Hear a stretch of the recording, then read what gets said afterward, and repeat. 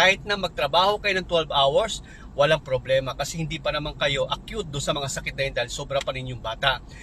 Pero kung kayo po ay 25 to 40 to 50 to 60 to 70 and then you are working for almost 12 hours per day at walang day off, guys, can you imagine kung ano mangyayari sa inyo?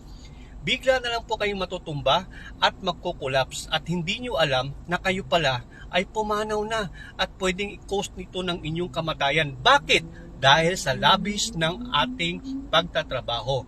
Hindi na nagkakaroon na tinatawag na equality. No, puro na lang tayo work, puro tayo work, puro tayo work, and puro tayo work. So, alam nyo ba na may mga bansa, guys, na marami at mataas ang cost ng kanilang kamatayan dahil sa sobrang pagtatrabaho.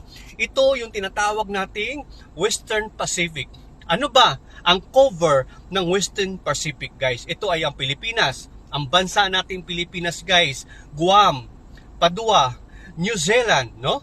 Fiji, Solomon Island, Austria, New Zealand.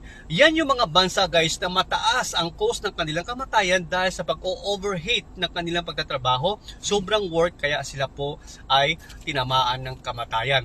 Mayroon pang isang lugar, guys, na mataas din ang cost ng kamatayan. Ito yung tinatawag nating South